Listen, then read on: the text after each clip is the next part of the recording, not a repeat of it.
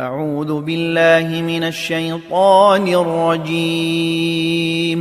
ശപിക്കപ്പെട്ട പിശാചിൽ നിന്ന് അല്ലാഹുവോട് ഞാൻ ശരണം തേടുന്നു.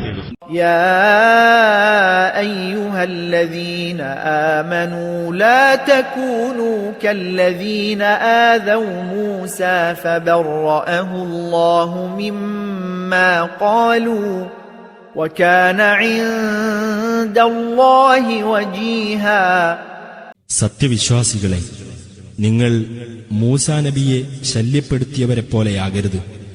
എന്നിട്ട് അല്ലാഹു അവർ പറഞ്ഞതിൽ നിന്ന് അദ്ദേഹത്തെ മുക്തനാക്കുകയും ചെയ്തു.